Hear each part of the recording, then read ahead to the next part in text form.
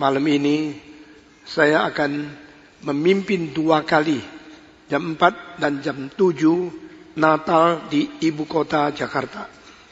Saya akan mengutip beberapa ayat yang penting dari kitab suci untuk menjadi isi Natal pada tahun ini. Selama 63 kali Natal, di dalam 63 tahun, saya memberikan khotbah setiap tahun berbeda tema. Ini tidak gampang. Semua orang mengetahui Natal, orang Majus, orang Gembala, Maria, Yusuf, apalagi. Tapi saya terus mencari tema-tema yang penting. Semenjak umur 17 saya menyerahkan diri menjadi hamba Tuhan. Waktu itu saya melihat Natal adalah hari yang paling bahagia, menjadi hari yang paling bahaya. Karena begitu banyak orang memperalat hari Natal untuk berzina, mabuk-mabuk, berpora pesta, berfoya-foya, berbuat segala macam kejahatan. Sehingga tercatat hari Natal yang mabuk, yang berdosa, yang berbuat segala macam kejahatan jauh lebih banyak daripada hari-hari yang lain sepanjang tahun. Umur 17 saya menyerahkan diri, saya berdoa, Tuhan, saya mau menjadi hamba-Mu, dan hari Natal bukan hari berdosa. Saya berjanji seumur hidup, hari Natal hari memberitakan kabar baik, kabar perdamaian, kabar firman Tuhan, kabar sukacita, Injil yang Tuhan berikan kepada dunia ini. Dan saya berjanji, dan saya tepatkan janji itu sampai hari ini sudah berumur 80. Saya bersyukur kepada Tuhan. Tuhan tidak meninggalkan kita. Dan ayat-ayat yang saya mau kutip adalah pertama, dari hari Yesus lahir. Sebelum itu Tuhan kirim Jibril berkata kepada Yusuf, anak yang kau akan lahir diberi nama Yesus, karena dia akan menyelamatkan umatnya keluar daripada dosa. Nama apa? Pertama, Yesus semua. Ini nama pertama. Istilah Yesus sama dengan bahasa Ibrani Yosua, yaitu juru selamat. Berikan dia nama Yesus, karena dia akan menyelamatkan umatnya keluar daripada dosa. Lalu Jibril berkata, nama kedua akan diberikan dia sesuai dengan kitab Nabi Yesaya, Immanuel. Immanuel. El itu Elohim, Allah. Manu itu manusia. Istilah manusia di Indonesia, di Malaysia diambil dari istilah manu di dalam bahasa Arab atau bahasa Ibrani, yaitu manusia. Waktu Allah menciptakan Adam, Allah memberikan dia nama Manu, yaitu manusia pertama. Saudara-saudara, dengan demikian kedua nama Yesus diturunkan. Pertama Yesus, kedua apa? Immanuel. Sesudah itu malaikat Jibril pergi mengunjungi Maria dan berkata, berikanlah kepada anakmu 2 nama lagi. Pertama, Sang Kudus dari Allah, the Holy One of God. Kedua, berikan dia nama, yaitu the Son of God in the highest, anak Allah di tempat yang maha tinggi. 2 nama diberikan kepada Yusuf, 2 lagi diberikan kepada Maria. Sekarang sudah berapa? Sudah berapa? 4. Mari kita ulangi. Pertama, Yesus. Kedua, Immanuel. Ketiga, Sang Kudus dari Allah semua. Keempat, Anak Allah di tempat yang maha tinggi. Semua. Anak Allah di tempat yang maha tinggi. 4 nama ini kita semua sudah sangat hafal. Kita semua sudah sangat mengerti. Kita sebut dia Yesus, Juru Selamat. Kita sebut dia adalah Immanuel, Tuhan beserta dengan kita. Kita sebut dia Sang Kudus daripada Allah. Kita sebut dia anak Allah di tempat yang maha tinggi. Tetapi 610 tahun kemudian, malaikat Jibril datang menemui satu orang, dan di dalam wahyu ini berikan mengatakan Tuhan Allah tidak ada anak. Sehingga kita melihat perbedaan itu memang ada. Orang Kristen percaya Yesus anak Allah. Orang percaya Allah tidak ada anak. Masing-masing berbeda. Masing-masing percayanya sangat lain. Tetapi di Indonesia Tuhan memberkati supaya konstitusi kita mengatakan masing-masing percaya dengan keyakinan sendiri-sendiri. Dan kita harus hidup damai dan hidup rukun di dalam negara yang sama ini. Saudara-saudara, silakan sudah percaya apa. Tapi saya pegang bahwa Jibril adalah utusan Allah untuk manusia. Dia adalah penghulu malaikat. Dan dia yang memberitahu kepada kita tentang datangnya Yesus Kristus. Mengkonfirmasikan dia adalah anak Allah. Nah saudara-saudara, sesudah itu Tuhan turun dengan malaikat yang memberi wahyu, memberikan cahaya kepada satu macam orang. Dan orang itu orang yang paling miskin, paling tidak layak.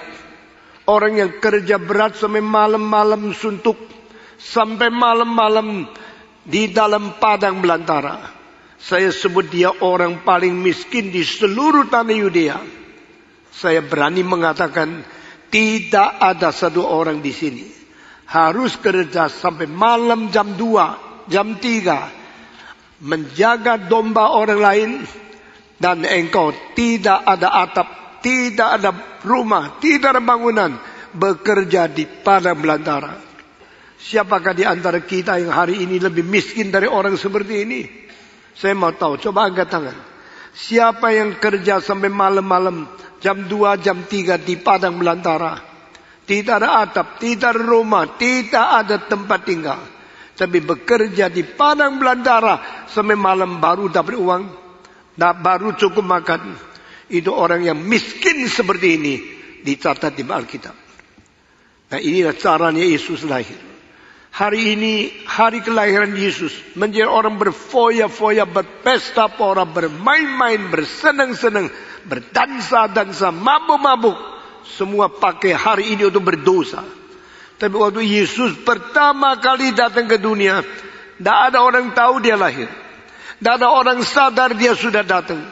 Meskipun orang Yahudi sudah lebih ratusan tahun doa siang malam, ya Allah, kirimlah Mesias, kirimlah Juru Selamat, kirimlah Tuhan yang akan menolong manusia kepada kami.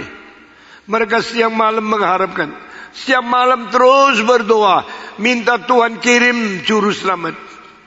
Tetapi waktu Juru Selamat sungguh-sungguh dikirim, tidak ada orang tahu. Kenapa? Karena Tuhan tidak mengizinkan siapapun boleh tahu Yesus lahir.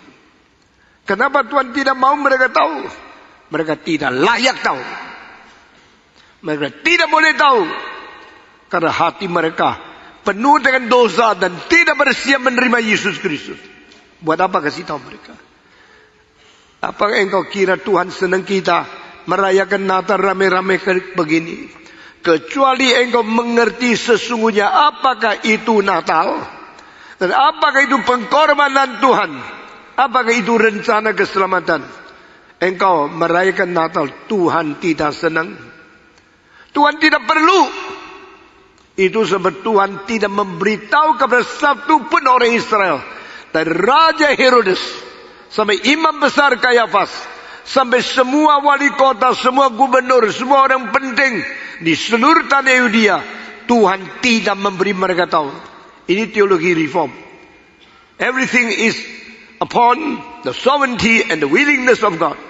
Kalau Allah tidak mau memberi wahyu, tidak ada orang mengetahui kebenaran. Kalau Allah tidak membuka anugerah, tidak ada orang bisa datang kepada Dia.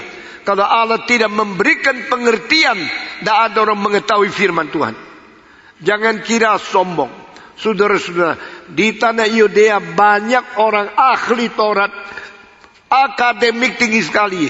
Mereka sudah belajar kitab suci. Mereka sudah baca Taurat beratus-ratus tahun, beribu-ribu tahun. Tetapi waktu Yesus datang, mereka tidak sadar. Mereka tidak mengerti. Karena Tuhan tidak memberi kesempatan mereka mengerti firman Tuhan. Jangan kira you pendeta, tua-tua, majelis. Begitu banyak hal rahasia Tuhan engkau tidak pernah tahu. Karena engkau tidak layak tahu. Engkau tidak boleh tahu. Dan Tuhan tidak mau engkau tahu. Saudara-saudara, itu sebab kerendahan Yesus turun dari surga sebagai raja malaikat, turun lahir di palungan, di tempat binatang. Ini adalah kebesaran Tuhan, bukan keremehan Tuhan. Manusia yang belajar tinggi, akademik, doktor, dan manusia yang mengerti semua nubuat-nubuat di perjanjian lama, akhirnya tidak mengerti Yesus datang. Karena kesombongan manusia dibuang oleh Tuhan. Kerendahan Tuhan diterima oleh manusia. Ini paradoks. Ini rahasia. Rahasia yang paling besar di dalam sejarah manusia adalah Allah jelma menjadi manusia. Itu sebab Paulus berkata, alangkah besarnya rahasia ibadat. Saya dari kecil terpikir, mengapa ini namanya rahasia ibadat? Karena hanya orang yang beribadat kepada Tuhan, orang yang sungguh-sungguh penuh perasaan takut kepada Tuhan, dan orang yang sungguh-sungguh menghormati Tuhan, mengagungkan Tuhan, baru mungkin diberi pengertian ini. Saya rasa itu singgungan yang paling besar. Ahli Taurat, baca Taurat, mengerti hukum, tapi akhirnya tidak dicelikkan matanya melihat Yesus sudah datang. Kalau Yesus sudah datang, maka tidak ada orang menyambut Dia, berarti tidak ada orang tahu Dia datang. Hari ini Menteri Agama mau datang ke sini, sudah beritahu lebih dulu kepada kita. Saya sudah berkata kita menyambut dengan baik, dan dia bilang sebelum jam 4 dia sudah tiba di sini. Waktu dia tiba, saya bilang saya 10 menit sebelum jam 4 baru menerima tamu. Dia tunggu di Galilea. Saudara-saudara, dia kasih tahu dia mau datang supaya kita menyambut. Tetapi kenapa Yesus ke dunia tidak kasih tahu sama orang dunia supaya orang menyambut? Masa tidak orang mengetahui? Yang mengetahui cuma 2 macam orang. Dan satu macam berapa bulan, berapa tahun sebelumnya sudah melihat bintangnya, itu orang Majus. Satu macam sampai hari itu lahir baru diberitakan, hari ini ada seorang juru selamat dilahirkan di kota Daud bagimu, pergilah cari dia. Malaikat memberikan wahyu itu hanya kepada orang-orang penggembala hari itu. Today a Savior is born for you. I tell you good tidings concerning all the nations. Aku memberitahu kepada engkau satu berita yang sukacita mengenai segala bangsa. Jadi Tuhan tidak kasih tahu sebelumnya. Hari itu baru kasih tahu. Dan akhirnya yang menyambut Yesus bukan raja, bukan menteri, bukan gubernur, bukan orang-orang yang besar, bukan orang-orang yang hebat. Yang datang menyambut dia hanyalah kaum intelektual kafir. Cilakalah kalau orang Kristen akademik tinggi tapi tidak kenal Tuhan. Orang kafir yang mengenal Tuhan. Bukankah ini suatu sindiran yang besar? Don't be proud. Jangan kita sombong kira saya sudah menjadi pendeta, saya sudah doktor, saya sudah mengerti akademik, saya sudah tinggi sekali. Tuhan tidak peduli kamu berapa tinggi. Tuhan kalau tidak mau memberitahu engkau berapa belajar, tetap bodohnya lebih bodoh dari orang kafir. Maka Tuhan cuma beritahu kepada 2 macam orang. Orang di tempat yang jauh, yang melihat ciptaan Tuhan, yang kagum kepada karya Tuhan, dan mereka menemukan satu bintang Ini mewakili seorang raja yang dilahirkan. Kenapa orang Israel? Tidak ada orang seperti ini. Kenapa dia dalam Yahudi? Tidak ada orang mengenal seperti orang-orang Majus ini. Majus itu kafir, tidak disunat, tidak mengerti hukum, tidak belajar kitab, tidak belajar akan hukum Tuhan. Tapi Tuhan cinta dia, kasih dia tahu. Jangan-jangan orang Kristen semua tidak mengenal Tuhan. Yang mengenal Tuhan adalah orang-orang kafir yang kita menghina. Saudara-saudara sekalian, kedua macam orang menerima Tuhan, bukan orang kaya, bukan orang berada, bukan orang jabatan tinggi, tetapi adalah penggembala yang paling miskin di padang belantara. Saudara-saudara, di dalam Alkitab selain Yusuf dan Maria dikunjungi oleh Jibril, hanya orang Majus sama penggembala yang mengerti kelahiran Yesus Kristus. Itu sebab dunia berubah. Bukan karena mereka yang akademik belajar kitab suci yang mengerti Taurat yang beribu-ribu tahun. Dunia berubah karena ada 4 macam orang ini. Majus, penggembala, Yusuf, dan Maria. Berbahagialah mereka yang dikunjungi Tuhan, diberi pengertian oleh Tuhan, diberitahu wahyu Tuhan, dan mereka yang mengerti isi hati Tuhan.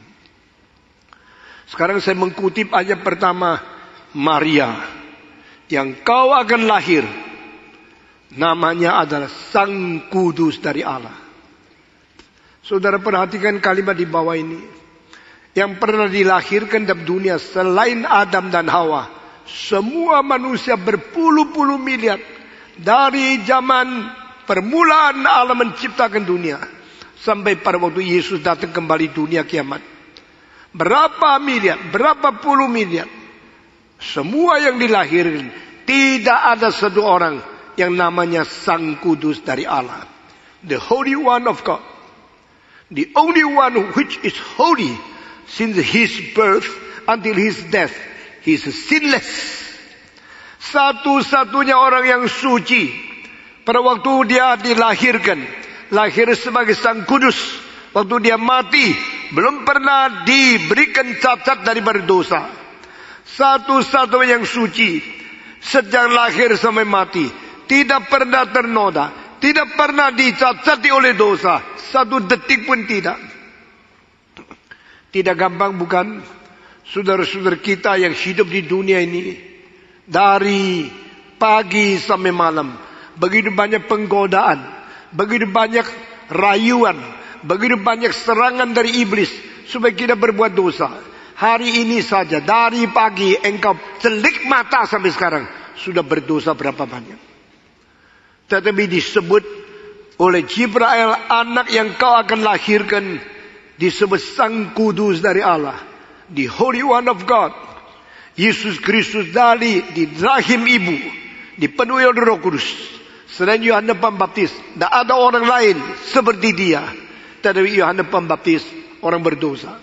Maria yang menghamilkan dia orang berdosa. Semua orang berdosa, tetapi Yesus tidak berdosa.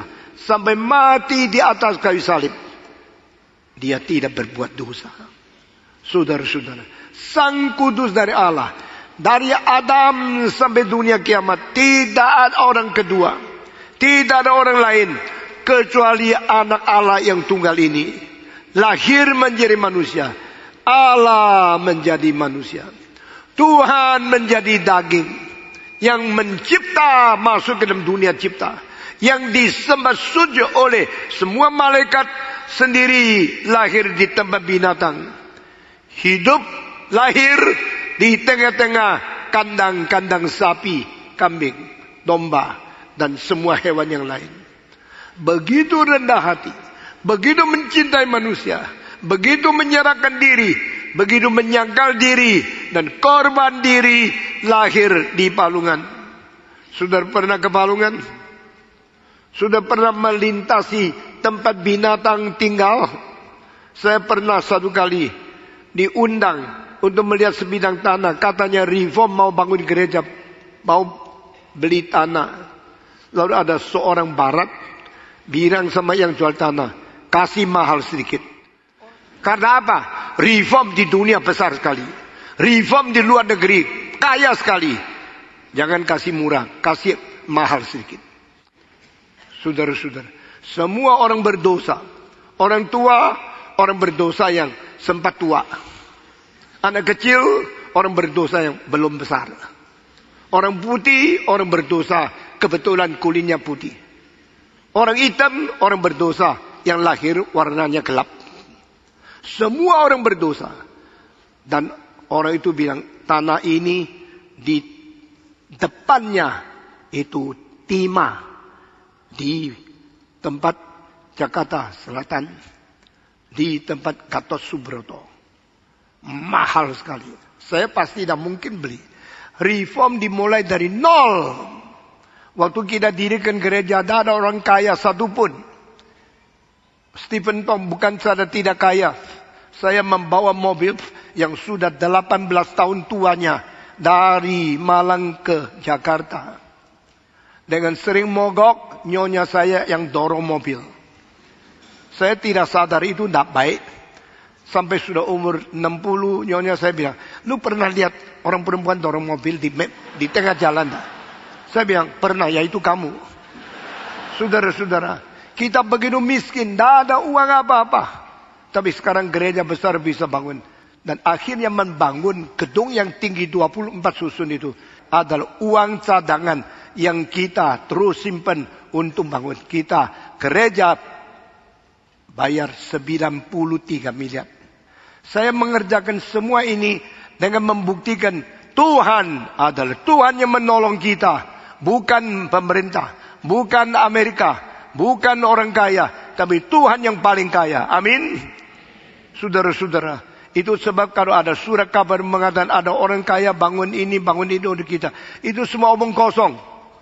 Saya sangat jengkel mendengarkan di Amerika ada surat kabar mengatakan keluarga yang kaya membangun ini untuk gereja Reform Injil. Semua tidak benar.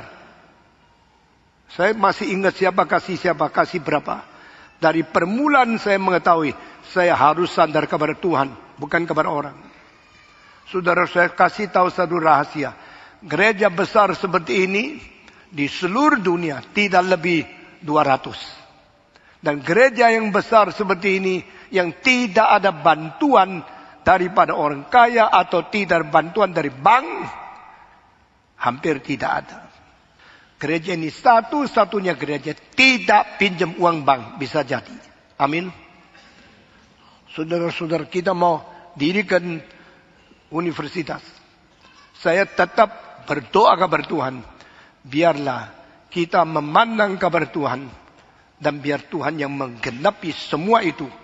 Karena Tuhan itu hidup adanya. Saudara-saudara, pada waktu saya masuk ke dalam tanah yang mau dijual kepada kita. Karena belum ada orang beli, tanahnya sementara tempat kuda, sapi, kambing. Seluruh tanah itu banyak tempat binatang. Saya waktu lewat kandang binatang itu, kencingnya daripada sapi yang terus menerus tidak dibersihkan di atas rumput-rumput itu masuk ke hidung saya. Dan saya kira sesuatu hal yang sangat aneh. Begitu sangat baunya, begitu masuk hidung langsung ke otak. Baunya luar biasa. Saya ketakutan. Wah, ini terus di sini, terus hirup udara. Nanti pulang kanker di mana saya tidak tahu. Saya cepat lari keluar. Pada waktu saya lari, satu suara di hati. Sekarang you sudah lama berkhotbah. Sudah lama engkau menjadi pendeta. Sekarang engkau tahu apa itu Palungan. Itulah tempat Yesus dilahir. Saya langsung nangis. Saya berkata, Tuhan ampuni saya. Saya sudah sering khotbah Natal, Yesus di Palungan. Tetapi hati saya sudah ditipu oleh Christmas card. Kartu-kartu Natal selalu ada Yesus lahir di Palungan. Indah sekali. Warnanya, baunya, kelihatan sangat mewah sekali. Saya kira Palungan itu begitu. Sampai hari itu saya baru tahu. Palungan itu bau luar biasa. Saudara-saudara, ada kesempatan pergi Palungan. Tempat binatang. Berdiri 2 menit saja. Jangan lama-lama. Hirup udara di situ 10 kali saja. Lalu engkau sadar apa itu Natal. Saya bilang, Tuhan ampuni saya. Saya tidak pernah mengerti apa itu Natal. Tidak pernah mengerti apa itu Yesus lahir. Tidak pernah mengerti itu kandang binatang itu apa. Sampai hari ini.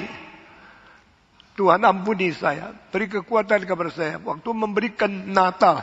Dengan sungguh-sungguh mengetahui kerendahan hatimu. Saudara-saudara. Mengapa Yesus mau? Sekarang orang biasa saja. Pergi kemana-mana. Kalau hotelnya tidak baik, engkau marah. Engkau mau hotelnya bersih, harum.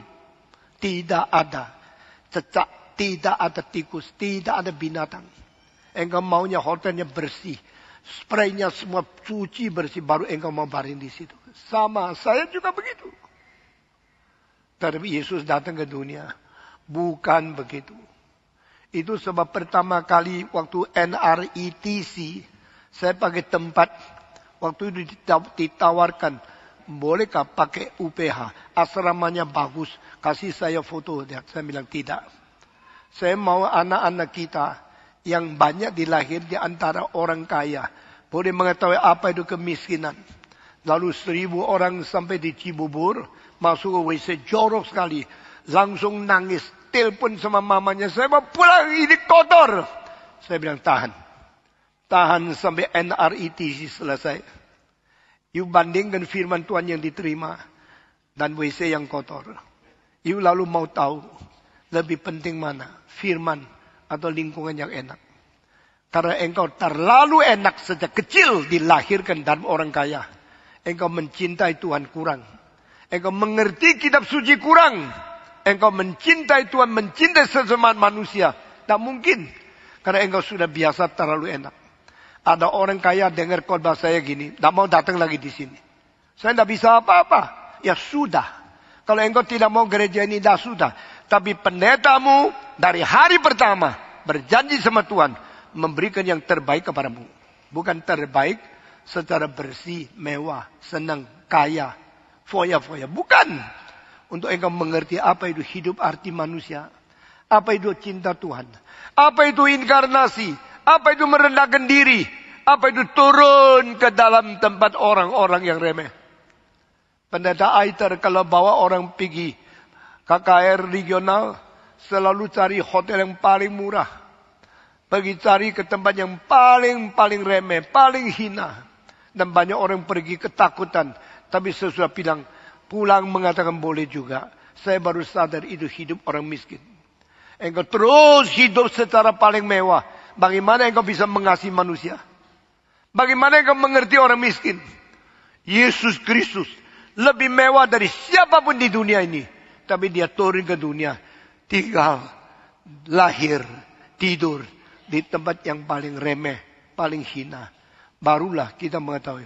What is God's love to us?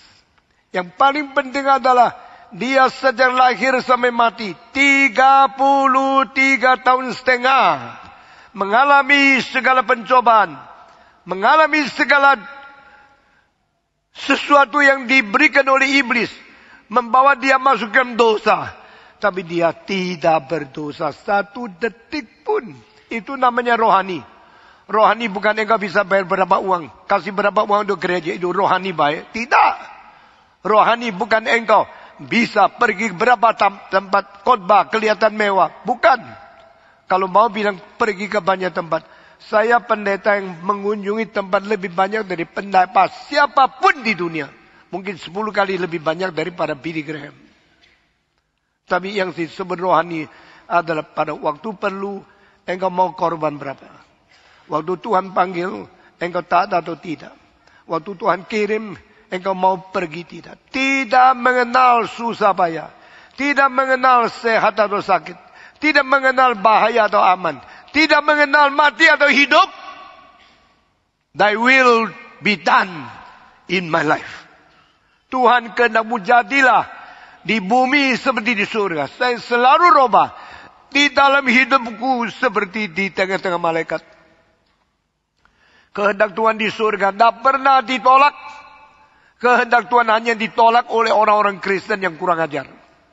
Orang-orang Kristen yang anggap diri sudah hebat, sudah rohani, sudah banyak baca kitab suci, sudah banyak dengar khotbah, sudah mengerti firman Tuhan. Sekali lagi, orang-orang di Israel, tak ada satu yang layak mengerti Yesus lahir.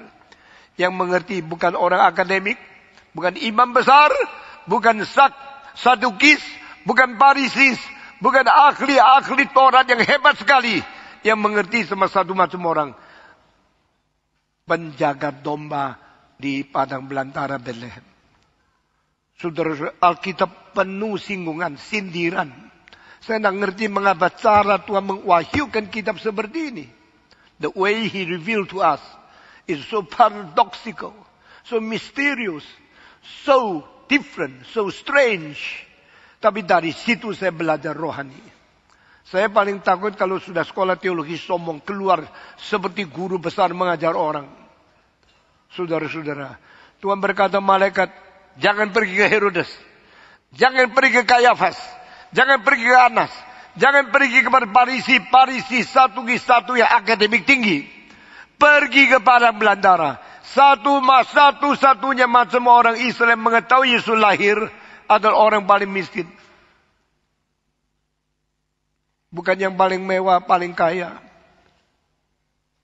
Boleh saya katakan suatu hal yang sangat tidak senang saya katakan. Banyak orang kaya dibuang Tuhan tapi mereka tidak sadar. Mereka kira kalau belajar firman sudah ngerti teologi mereka sudah hebat. Saudara-saudara, when you go to the poorest people, you share gospel with them. And you share also their suffering. And you know what is spirituality and what is the love of God. Tuhan memberkati kita masing-masing. Maka Tuhan berkata kepada Maria, yang kau lahir adalah Sang Kudus dari Allah. Saya tidak berhenti pikir terus apa artinya Sang Kudus, Sang Kudus. Orang suka Sanctus, Sanctus. Lagu Sanctus, Sanctus yang dinyanyikan menjadi salah satu lagu yang paling indah di dalam sejarah. Mozart, Haydn, Beethoven, semua menulis lagu mengenai Sanctus, Sanctus, Sanctus. Dan yang paling umum untuk kita adalah suci, suci, suci. Dari bawah ke atas atau dari atas ke bawah? Jawab. Apa artinya? Saya sedang menyembah. Engkau suci. Saya tidak layak.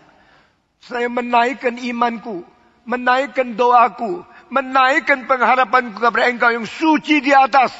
Do, do, di, do, do.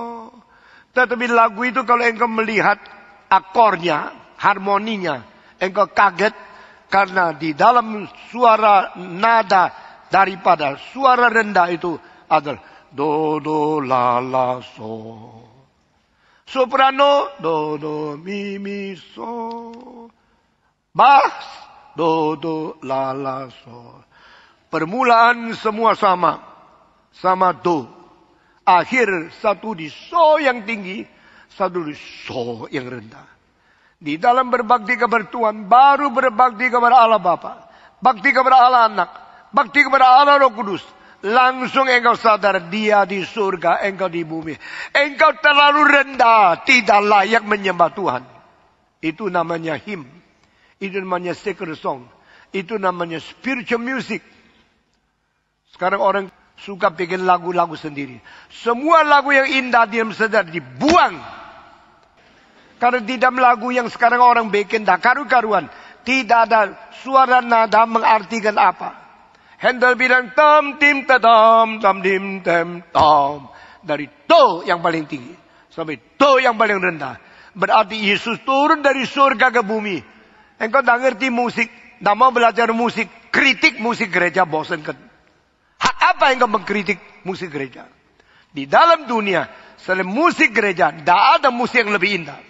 Di antara musik yang indah, paling indah, musik-musik Natal. Tidak pernah manusia mungkin bikin musik Natal lebih indah dari apa yang sudah ada.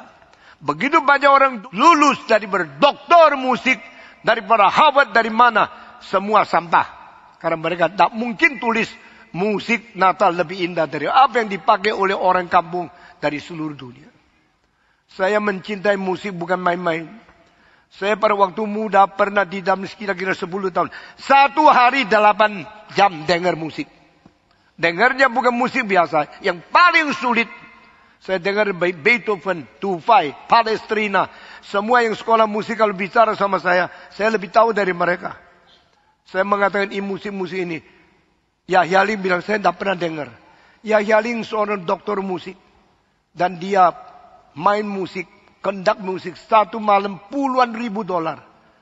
Kadang-kadang 1 miliar satu malam. Hanya ke Indonesia. Sehingga kasih sedikit uang dia mau datang. Karena dia kenal saya. Dia dipengaruhi oleh saya. Tapi orang kita, tidak apa-apa. Yahya Ling datang juga tidak mau datang. Seperti engkau sudah hebat sekali. Padahal engkau ngertinya terlalu sedikit. Kalau saya mengatakan, you gelar doktor. Kenapa tidak bikin musik gereja? Dia bilang, saya susah. Kalau saya bikin musik gereja, dihina oleh kalangan musik. Tetapi kalau tidak bikin musik gereja, saya dicelah oleh orang gereja. Saya sangat sulit. Saya berkata kepada dia, sebab you tidak mau tulis musik gereja, maka saya yang tulis. Saya tidak sekolah musik tinggi. Saya tidak pernah ke luar negeri. Saya bikin kemana saja. Aku berjalan dengan Tuhanku. Semua lagu tidak terlalu sulit. Sederhana. Tapi sudah puluhan, ratusan ribu menyanyi lagu itu. Saudara-saudara. Engkau pernah mencari musik lebih indah daripada musik Natal kah? Kalau ada kasih tahu saya. Yang mana?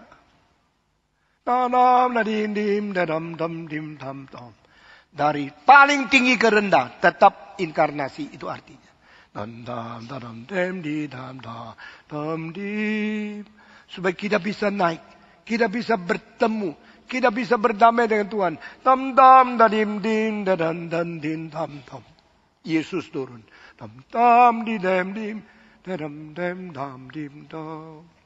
Keindahan itu tidak dijelaskan. Pendeta-pendeta tidak mau belajar musik. Tidak mengerti musik. Tidak bisa menjelaskan musik. Anggota-anggota semua sudah mau. Lalu kalau dengar musik yang cincang, dikira itu lebih semangat. Bawa itu ke gereja. Saya minta saudara perhatikan satu hal. Selama 1 tahun ini, saya sudah mengikuti pernikahan anggota kita berapa kali. Bukan di sini. Ada orang-orang penting, patong harus datang. Kami nikah. Kami pakai hotel apa. Kami pakai gedung apa. Wah, sewanya, mewahnya, bagusnya. Tapi saya sangat sedih. Karena apa? Di dalam pernikahan anggota kita, semua diserahkan kepada event organizer. Yang tidak rohani sama sekali. Pernikahan suasana dunia. Tak menunjukkan kita orang Kristen. Saya mau tanya, di dalam upacara pernikahanmu, orang lihat Kristus di mana? Melihat Injil di mana? Melihat kesucian orang Kristen di mana? Semua organizer yang ribut-ribut di situ, suruh ini, cium dan sebagainya. Tapi tidak ada kekristenannya, tidak ada imannya. Itu sebab saya menangis di hadapan Tuhan. Kalau Tuhan izinkan, gereja reform Injili Indonesia harus mendirikan satu kelompok event organizer for Christian marriage. Kalau tidak, engkau hanya hari Minggu kelihatan Kristen karena bawa kitab suci ke gereja. Waktu engkau pacaran, tidak ada suasana Kristen. Waktu engkau nikah, tidak ada suasana Kristen. Waktu engkau hari apa saja, seperti dunia. Tidak seperti orang Kristen. Semua orang kalau nikah, apalagi makin kaya, makin mewah, makin duniawi. Di mana tanda Kristen? Engkau tidak senang pendeta itu, suka marah-marah ya. Silakan pindah gereja. Gereja lain menyambut siapa saja, apalagi orang kaya. Di sini selalu mengusir orang. Saudara-saudara, kalau engkau tidak mau dengar, besok ditegur oleh Tuhan, saya tidak membela kamu. Karena ini yang suruh saya mengatakan ini, khotbah seperti ini adalah Tuhan sendiri. How can you show your Christian identity? How can you show your Christian status? Di mana status Kristen yang kita utarakan di dalam semua kegiatan kita sehari-hari? Orang tidak lihat engkau pedagang Kristen. Karena you punya cara lebih rusak dari orang yang tidak Kristen. Orang tidak lihat engkau pemuda Kristen. Karena waktu engkau nikah, waktu engkau pesta, engkau lebih buruk dari orang lain. Engkau hanya menyatakan kaya, mewah, enak, uang banyak. Setelah itu orang tidak lihat apakah Kristen. Di mana ada kekristenan yang kau nunjukkan kepada mereka. Sangat-sangat sedih. Saudara-saudara, Yesus Kristus di dunia pilih yang paling miskin. Pilih yang paling susah. Tapi dia terus pelihara saudara. Hidup paling suci. This is the only thing cannot be imitated by Satan. Setan bisa meniru karunia. Bisa meniru segala sesuatu bakat yang dipamerkan orang Kristen. Satu-satunya yang tidak bisa ditiru oleh iblis, yaitu kesucian ilahi. Amin. Dengar baik-baik. Setan bisa tiru karunia lidah. Bisa tiru mujizat. Bisa tiru segala macam khotbah. Saya diberikan kaset, saya dengar kaget. Saya kira saya khotbah. Karena setiap kalimat itu kalimat saya. Tapi suaranya lain. Saya tanya, ini pendeta siapa? Pendeta yang tiru khotbah karis. Pendeta Stephen Tong. Dulu saya dimaki-maki. Gereja Reform pentingkan doktrin. Doktrin tidak penting. Yang penting kuasa, kesembuhan. Saya hari ini kasih tahu. Kuasa, kesembuhan, mujizat bisa ditiru oleh setan. Di dalam Alkitab ada mujizat yang ditiru oleh setan tidak? Tidak tahu. Jawab, ada tidak? Waktu Musa melakukan mujizat, ilmu sihir daripada Firaun juga melakukan mujizat. Ada tidak? Lalu apa yang tidak bisa mereka tiru? The only thing they cannot imitate, yang tidak bisa ditiru oleh semua iblis dan semua pesuruhnya, yaitu hidup suci. Inilah tempat yang paling penting kita merayakan akan Natal. Because the one who will be born will be called the Holy One of God. Yesus Sang Kudus dari Allah. Saudara-saudara, sudah begitu lama orang-orang Protestan diejek-ejek oleh mereka yang radikal. Tidak ada doktrin, tidak ada apa, tidak ada ini. Mereka ada, semua ada. Akhirnya ternyata satu-satu pendeta jatuh di dalam dosa dan seks. Waktu itu banyak orang yang bilang, coba kita lihat Billy Graham. Untuk mereka menemukan Billy Graham jujur dalam keuangan dan setia kepada istrinya, mereka mulai bungkam hatinya. Tidak bisa banyak mulut. Saudara-saudara, setan mau serang, mau menjatuhkan kita. Kita harus hati-hati. Hidup suci itu satu-satunya tanda kita mirip Yesus Kristus. Karena yang kau akan lahirkan disebut Sang Kudus dari Allah. Yesus tidak berdosa. Dari lahir sampai mati di kayu salib. Tidak satu detik jatuh di dalam dosa. Kita bersyukur kepada Tuhan. Dia juru selamat yang sanggup menanggung dosa kita. Karena dia sendiri tidak berdosa. Saudara-saudara, apa artinya menjadi orang Kristen? Jika kita tidak hidup suci, kita tidak pelihara kesucian kita di dalam Tuhan, dan hanya memperkenan Tuhan Allah. Only to please God, nothing else. Yang kau lahirkan akan disebut Sang Kudus dari Allah. Istilah Sang Kudus dari Allah di Perjanjian Baru berapa kali saja yang disebut? Yang satu kali dari mulut Jibril, yang satu kali dari mulut Stefanus. Yang kau bunuh adalah yang kudus, yang benar dari Allah. Dia adalah yang kudus. Dia adalah yang adil dan benar. Tapi kau bunuh dia di atas kayu salib. Ini kalimat sebelum Stefanus mati. Dia dirajam dengan batu. Sebelum dia mati, dia keluarkan kalimat seperti ini. Saudara-saudara, Yesus satu-satunya yang suci. Bandingkan semua pendiri agama. Bandingkan semua orang pemimpin agama. Bandingkan semua orang katanya nabi, katanya imam dari segala agama. Siapa hidup suci seperti Yesus? Tidak ada. Yang kau lahir akan disebut Sang Kudus dari Allah. Istilah ini di dalam Perjanjian Baru cuma muncul berapa kali. Di dalam Perjanjian Lama juga jarang muncul. Kecuali buku Yesaya pasal 40 sampai 66. Di dalam orang-orang teolog liberal menyebut Yesaya pasal 1 sampai 39 itu adalah the first Yesaya.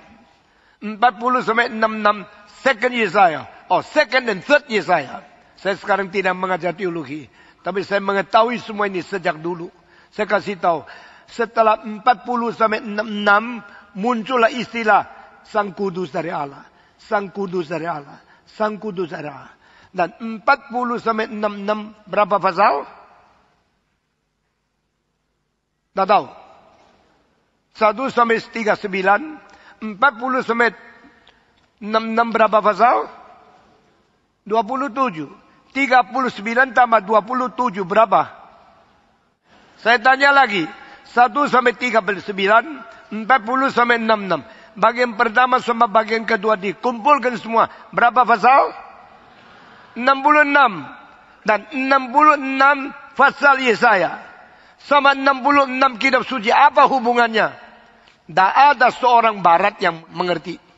Yang betul-betul mengerti cuma satu orang. Orang Tionghoa. Pendeta John Sung. Tahun 1938 dia mengadakan kebaktian 30 hari. Dari pagi sampai malam. Setiap hari 3 kali khotbah. Satu khotbah 3 jam. 30 hari 90 khotbah. Tidak ada orang seperti dia. Waktu itu dia khotbah di mana? Di kota saya. Kota Xiamen. Kota Amoy. Di seberang Xiamen ada satu pulau. Pulau itu cuma 2,8 kilometer. Tidak boleh ada mobil. Dan pulau itu semua naik sepeda sama jalan kaki. Setelah saya umur 69, saya pulang ke Xiamen. Saya pergi satu hari. Lihat keadaan kota. Itu tempat saya lahir. Dan saya minta pergi ke Anglo-Chinese High School. Di mana kakak saya yang kedua lulusan dari situ. Saya mau lihat satu tempat olahraga. Mereka bawa saya ke situ. Tempat itu sangat besar. Dan John Sung minta dibikin tenda tutup tempat olahraga itu. Akhirnya dia khotbah di situ 90 kali. 1 kali 3 jam. Sampai begitu suak dia hampir mati. Dan di dalam 90 kali khotbah. Dia khotbah dari Kejadian sampai Wahyu. Dan orang ini dipakai Tuhan luar biasa. Orang ini sudah dapat gelar doktor. Dapat kunci hadiah daripada pelajar yang terbaik. Semua itu dibuang di lautan. Dia bilang, saya mensampahkan dunia. Sekarang begitu banyak anak sekolah teologi. Kalau dah dapat gelar doktor. Seperti belum hidup di dunia. Tapi dia sudah dapat gelar doktor. Dia membuang kunci. Dia ada juara pertama. Sekolah tertinggi. Tapi dia buang. Dia bilang, saya mengutamakan Kristus. Dan saya mensampahkan dunia. Saya minta Tuhan terima saya. Bukan saya mau mewah, mau menjadi sombong di dunia. Waktu dia khotbah sampai satu hari. Muncul satu kalimat yang mengkagetkan seluruh dunia. John Sung berkata, Yesaya 66 pasal. Yaitu melambangkan kitab suci 66 jilid.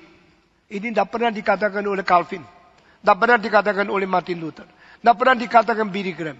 Satu-satunya manusia di dalam sejarah yang bicarakan 66 pasal Yesaya sama dengan 66 jilid kitab suci dari Kejadian sampai Wahyu. Dan saya pernah membaca buku catatan daripada apa yang ditulis yang dia khotbahkan di Kulang Yu itu. Buku itu ada di Saat. Tetapi saya tidak pernah ketemu. Sampai 2 tahun yang lalu saya berkhotbah di satu tempat. Ada orang mempunyai buku itu. Saya kaget sekali. Saya bilang, bolehkah saya tanya, buku ini beli di mana? Dia beli dulu di Tiongkok, satu kota kecil. Saya dapat buku ini, saya beli. Saya bilang, bolehkah tolong saya beli satu. Saya kasih uang. Berapa mahal pun saya harus dapatkan. Dia mempatong. You ambil. Buku ini you ambil. Saya bawa pulang ke Kemayoran. Dan sampai malam saya baca sedikit-sedikit. Mengingat bagaimana John Sung khotbah. Bagaimana John Sung dipakai Tuhan luar biasa. Ternyata waktu saya baca khotbahnya sederhana. Tidak terlalu hebat. Tidak terlalu mendalam.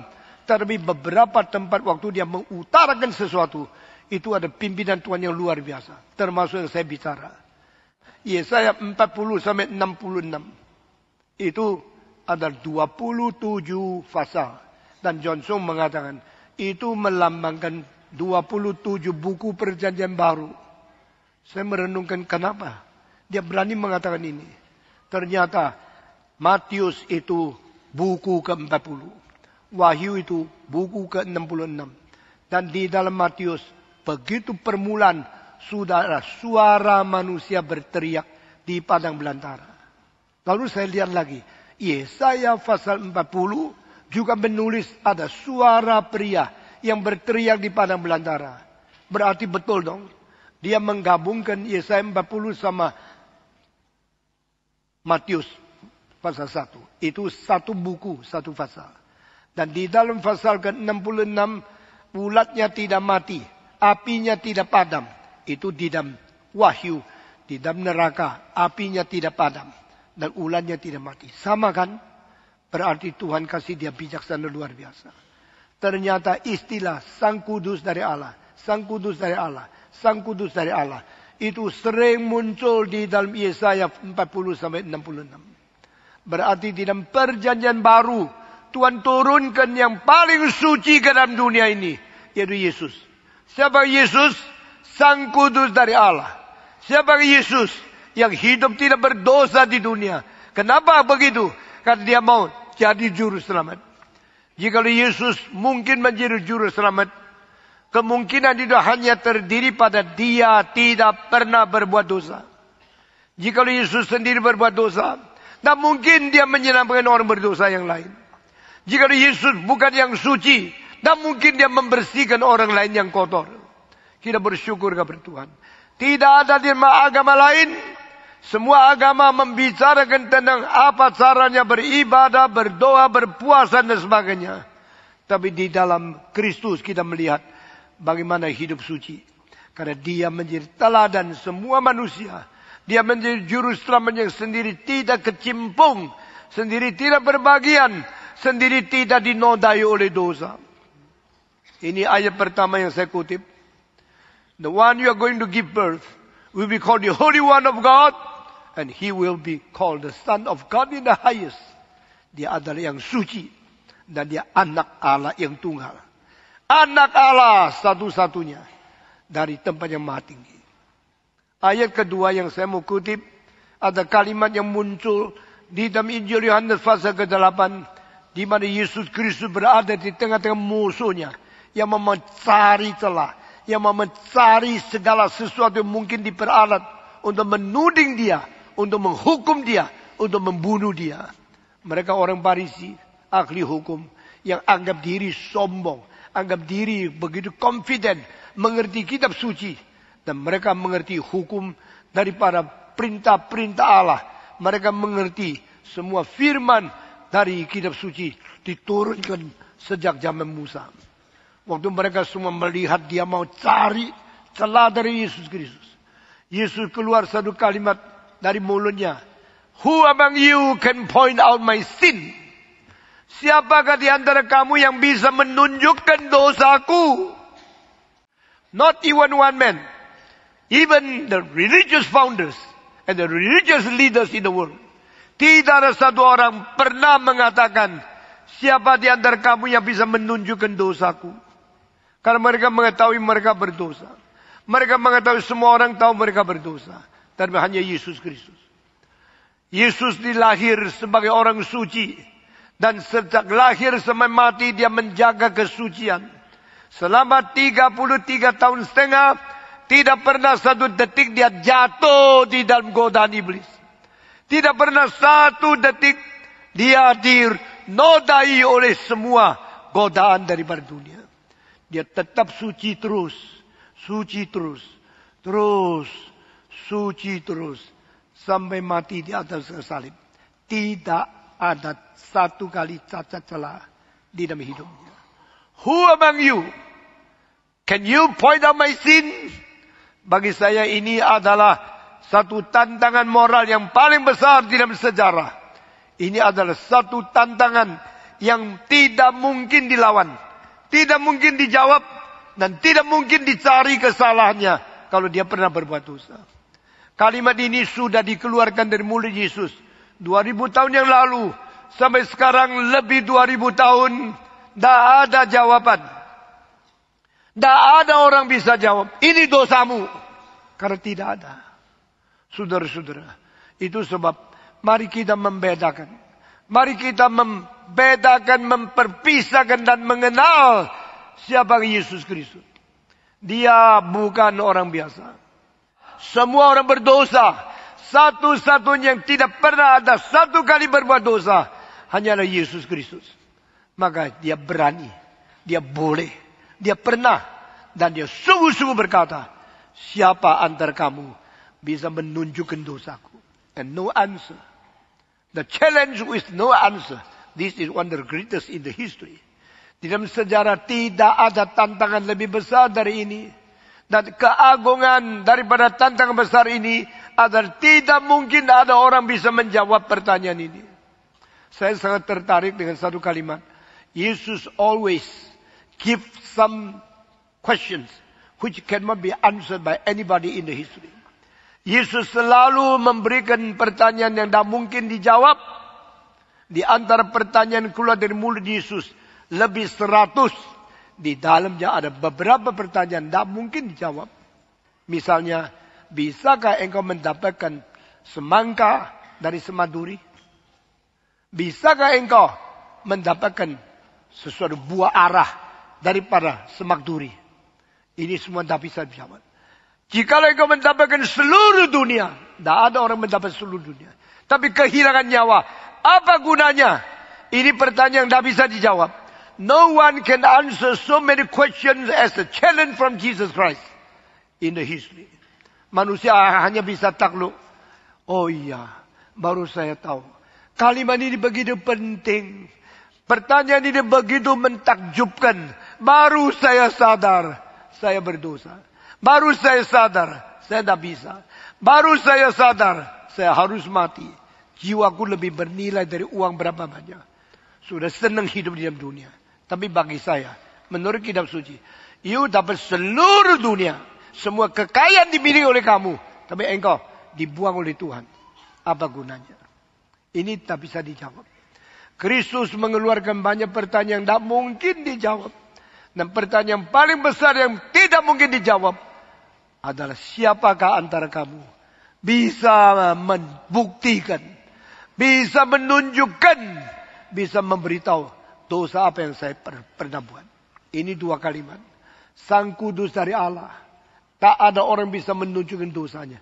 Dua kalimat ini membentuk satu kemungkinan dia menjadi juru selamat. Jikalau tidak ada dua kalimat ini, tak mungkin dia menjadi juru selamat. Paulus berkata, Yesus Kristus turun ke dalam dunia untuk menyelamatkan orang berdosa. Di antara orang berdosa, sayalah orang berdosa yang paling besar. Tidak ada orang menganggap dirinya tidak berdosa. Musa tahu dia berdosa. Ayub tahu dia berdosa. Ayub berkata, dosaku lebih tinggi dari kepalaku. Berarti dia sudah tenggelam di dalam dosa. Daud mengetahui dia berdosa. Aku sejak di dalam rahim ibu sudah menantang Tuhan Allah. Ini kalimat ternyata tertulis di dalam Mazmur 51. Saudara-saudara, Ayub mengaku dosa lebih tinggi dari kepala. Daud mengaku dosanya diperbuat semenjak dia di dalam rahim ibu. Engkau bilang, mana bisa? Belum lahir bisa berdosa? Bisa. Tidak ada orang yang tidak berdosa. Dan yang mengatakan aku berdosa, menyadar aku dosa di dalam Alkitab, tidak lebih dari orang-orang suci di dalam Alkitab. The saints in the Bible, the holy people in the Old Testament, they always and all of them realize they are sinners. Lalu Paulus berkata, Yesus turun menjadi juru selamat, menyelamatkan orang berdosa. Di antara orang berdosa, sayalah orang berdosa paling besar. Petrus berkata kepada Yesus, tinggalkan saya karena saya orang berdosa. Perjanjian lama, orang suci mengaku dosa. Perjanjian baru, rasul-rasul mengaku dosa. Di dunia, Semua agama pendirinya mengaku berdosa. Hanya Yesus berkata, tidak ada orang bisa menunjukkan apa dosa yang aku berbuat. Satu-satunya yang kudus, satu-satunya tidak ternoda oleh dosa apapun adalah anak Allah. Waktu lahir disebut sang kudus dari Allah. Waktu hidup menantang dan tidak orang bisa menjawab. Waktu mati dia mempunyai kedua ayat tadi menjadi dasar yang kuat sehingga dia menjadi juru selamat. Maka dia di atas kayu salib. Kalimat pertama adalah, ya Bapa, ampunilah mereka. Karena apa yang mereka perbuat mereka tidak tahu. Father, forgive them because what they are doing they do not know. Mengapa ada orang berani mendoakan orang lain? Mengapa ada orang bisa menjadi syafaat bagi orang berdosa di luar dia sendiri? Karena dia tidak berdosa. Kita bersyukur pada Tuhan. Natal bukan untuk ganti kado senang-senang. Natal bukan untuk minum-minum, berzina, main-main, balapan sepeda motor. Natal ada merenungkan Sang Kudus yang kekal turun ke dalam dunia sementara. Sang anak Allah yang tertinggi turun hidup dan lahir di tempat binatang. What is that? Apa artinya Natal? Apa artinya Christmas? Bukan kirim-kirim akan kartu Natal, lalu kita menjadi orang yang seperti Santa Claus, menolong orang miskin. Kita menjadi sumber anugerah, kita menjadi pemberi berkat kepada orang lain. Jangan. Natal ada engkau menerima berkat dari Tuhan melalui anak Allah yang maha tinggi, Sang Kudus daripada takhta Tuhan yang disembah sujud oleh malaikat-malaikat, turun ke dalam palungan. Lahir di tengah-tengah binatang. Begitu remeh, begitu hina, begitu miskin, begitu rendah. Karena cinta Allah mengakibatkan dia menyangkal diri, mengkorbankan diri, rela membuang kemuliaan, kehormatan yang tertinggi di surga, datang menerima penghinaan yang paling besar. Dan akhirnya dipaku di atas kayu salib. Yesus dipaku di atas kayu salib. Ini dia sudah tahu semenjak dia umur 11. Karena waktu Yesus umur 11, masih remaja, masih anak-anak, terjadi pemberontakan besar-besaran di kota Nazaret, di mana dia tinggal di situ. Akhirnya lebih 150 orang-orang besar-besar pemberontak kepada pemerintah Romawi, semua ditangkap dan semua dipaku di atas kayu salib. Salibnya 100 lebih dijejer di pintu luar daripada kota Nazaret. Di tengah jalan ke kota lain, kanan, kiri, ratusan semua dipaku di situ. Saya membayangkan waktu Yesus umur 11, main-main dengan kawan-kawannya. Dia lewat jalan itu melihat. Cek ini, kenapa digantung ya? Paman itu, kenapa digantung? Dia tahu itu semua orang sekampung sama dia. Orang dia kenal. Tapi semua tergantung mengalirkan darah. Mati begitu susah. Dan dia mengetahui. Inilah cara engkau mati berapa puluh tahun kemudian. Tuhan mempersiapkan Yesus menderita, sengsara, hina, miskin, susah. Sampai akhirnya dipaku di atas salib. Karena apa? Inkarnasi. Allah menjadi manusia. Berapa besar rahasia ibadah ini. Yaitu Allah menjadi manusia. Allah yang tidak terbatas. Datang ke dalam dunia terbatas. Allah yang tidak terbatas. Menjadi bayi. Berdaging dan berdarah. Lahir di dalam palungan. Ini Natal. Ini cinta Tuhan. Ini anugerah. Ini Injil. Saudara tahu Injil? Saudara kalau mau mengabari Injil. Belajar turunkan diri. Saya sangat setuju. Pendeta Aiter membawa orang pergi hotel paling susah. Pergi tempat yang paling pedalaman. Yang paling miskin. Paling payah. Yang paling menderita. Baru memberitakan Injil mengerti. Apa artinya Kristus mati bagi kita. Saudara-saudara. Kiranya memberkati kita masing-masing. Pada waktu engkau mendengar 3 ayat. Sang Kudus dari Allah. Yang tidak bisa ditunjukkan dosanya. Dan yang berdoa minta pengampunan dari Tuhan. 3 ayat ini menjadi satu garis. Membawa kita turun dari surga ke bumi. Dari Bethlehem, dari Palungan, sampai Golgota, sampai di atas kayu salib. Engkau mengatakan inilah namanya cinta Tuhan kepada manusia. Demikianlah Allah mengasihi isi dunia.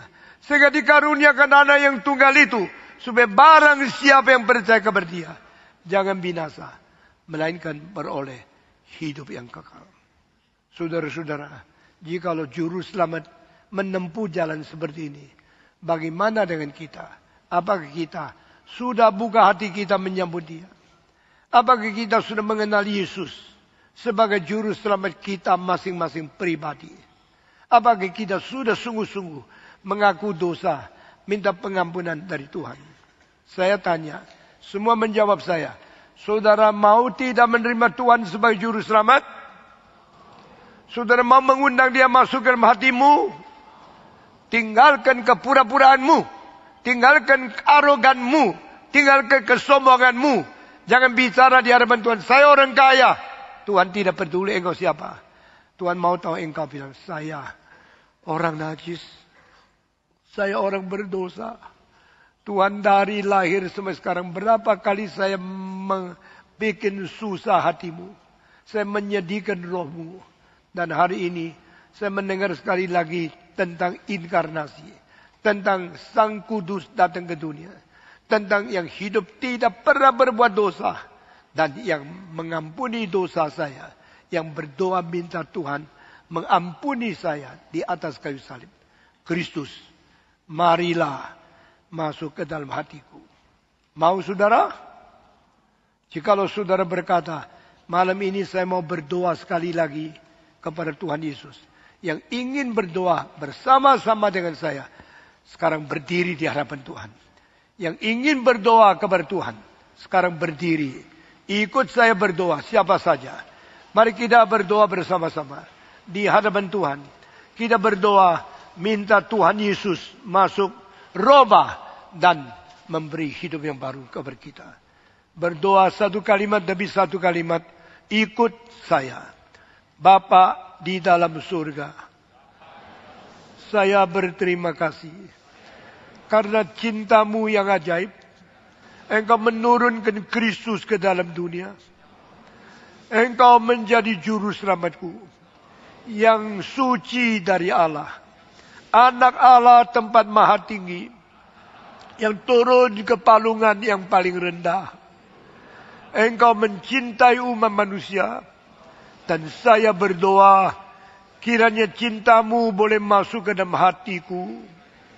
Saya membuka hatiku. Saya mengundang Yesus masuk ke dalam jiwaku. Mulai hari ini. Sampai selama-lamanya. Saya mau mengerti rahasiamu. Saya mau mengerti cintamu. Tuhan dengar doa saya. Berkati saya. Robah hidup saya. Supaya saya juga mau merendahkan diri. Saya mau mencintai orang yang lebih rendah. Lebih hina. Lebih miskin. Lebih remeh dari saya. Mengikuti teladan Tuhan Yesus. Biarlah jiwa hari Natal. Hari ini masuk ke dalam hidupku. Dalam nama Yesus Kristus. Juru selamat yang hidup. Amin.